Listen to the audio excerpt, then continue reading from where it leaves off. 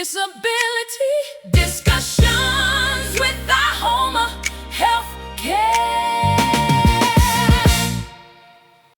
Hello, everyone, and welcome to Disability Discussions with Ihoma Healthcare, where we have honest conversations that challenge assumptions, inspire inclusion, and explore what it truly means to treat the person, not the diagnosis.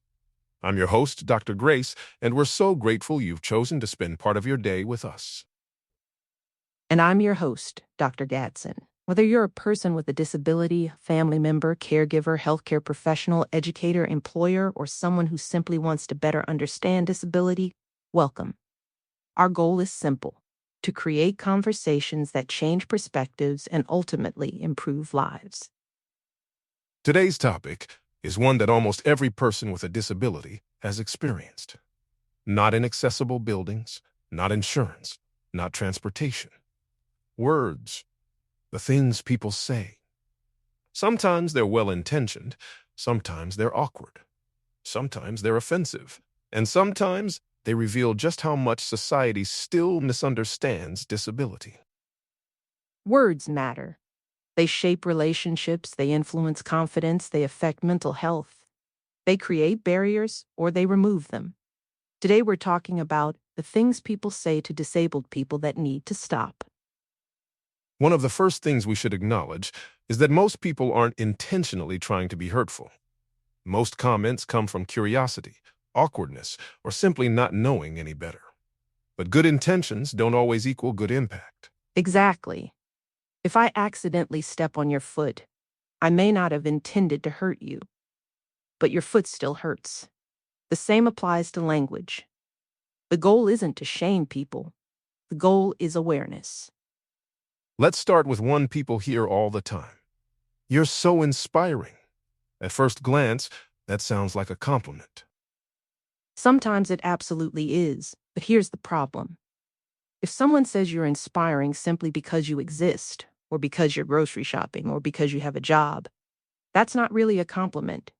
It's called inspiration porn. It reduces someone's life to a motivational story for everyone else. Instead of seeing a whole person, people only see disability. A better response? I really admire how hard you've worked. That's specific. That's genuine. That's respectful. This one is incredibly common. You don't look disabled. And what does disability look like? There isn't one look. Many disabilities are invisible.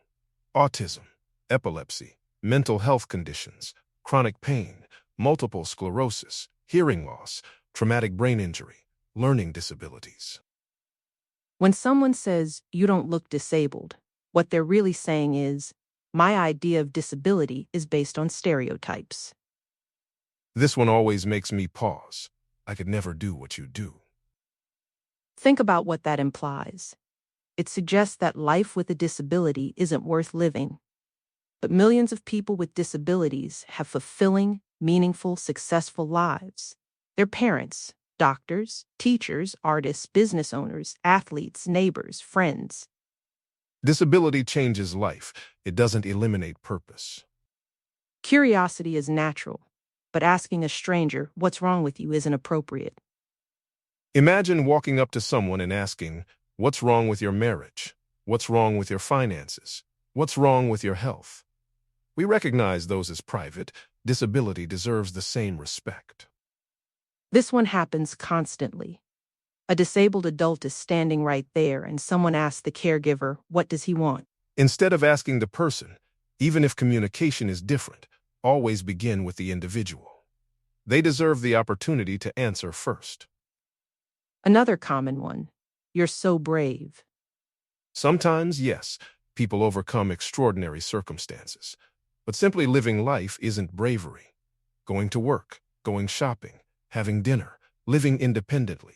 These aren't heroic acts. They're life. Unless you've lived that person's experience, you probably don't.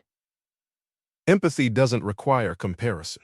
Instead say, I can't imagine exactly what that's like, but I'd love to understand. That's much more meaningful. Parents often hear, I'm so sorry. Sorry for what? Their child? Most parents don't want pity. They want acceptance, support, opportunities, hope. So, what should people say? Sometimes nothing special. Treat people normally. If someone shares their disability, listen, ask respectful questions. Don't assume, don't pity, don't speak over them. You can simply say, "It's nice to meet you. How can I help? What accommodations work best for you? What are your interests?" Focus on the person, not the diagnosis. Today's conversation wasn't about policing language. It was about recognizing that words have power. The words we choose can either reinforce barriers or build bridges. When we stop defining people by their disabilities and start recognizing their humanity, everything changes. Relationships improve, employment improves, healthcare improves, education improves. Communities become more inclusive. The next time you meet someone with a disability, don't focus on what's different. Be curious, be respectful, be kind.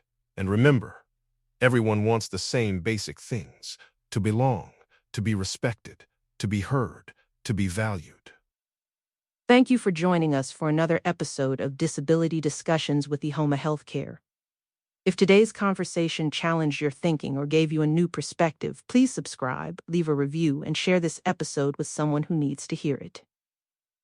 Together, we can change conversations, challenge stereotypes, and create communities where every person is seen for who they are, not defined by a diagnosis.